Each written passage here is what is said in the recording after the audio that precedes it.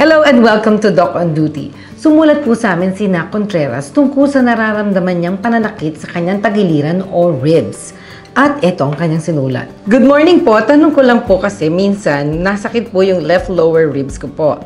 Minsan natugon po sa likod left din po. Ano po kaya ito? Sana po may kasagutan. Thanks po.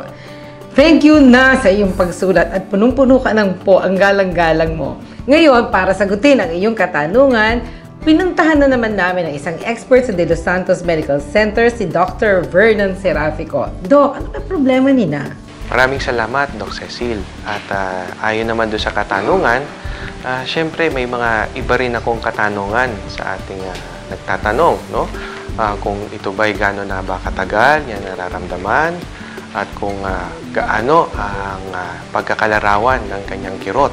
Kasi may ibang pasyente, iba daw ang kirot, iba raw ang masakit.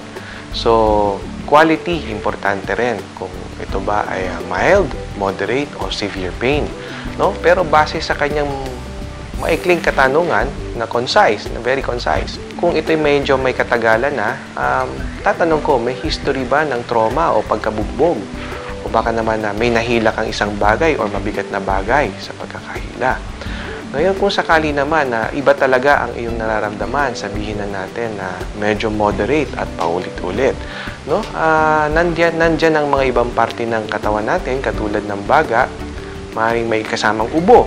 So, kapag pleurisy, ang pagkakalarawan mo o yung paghinga sa parang may gumagasgas sa kaliwang tadyang mo, maaaring may pulmonya or plema doon sa kaliwang bahagi ng bagang iyon. Pero ang mga mas nakakatakot na sakit ay kapag ang namamaga ang lapay. Yun naman ay talagang sobrang sakit na hindi mo talaga itatawag sa amin, kundi ipapakonsulta mo na talaga sa emergency room dahil sa sobrang sakit na iyong dinadaing or nararamdaman. At sa isang banda naman, at kung ito'y biglaan lang, maaari rin kasing ito'y isang senyalis na pala ng atake sa puso. Pero kung mild lang, maaari itong angina. Minsan, ang sakit ng sa angina na tinatawag ay nawawala kapag karaan ng ilang minuto.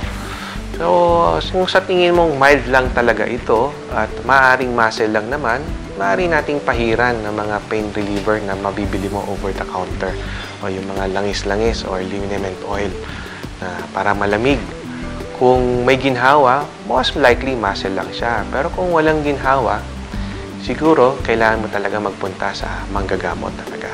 Nang sa ganon, ma-identify at mas matulungan ka namin kung saan nagmumula yung kirot na nararamdaman mo sa kaliwang tadyang. Maraming salamat po, Dr. Vernon Serafico, for your expert medical opinion at sana namin natulong at napulot ka sa mga sinabi ni Dr. Serafico. For the rest of you who have concerns regarding your health, just go to our Facebook page and leave your questions in our inbox. Again, this is Doc Cecil, your Doc on Duty.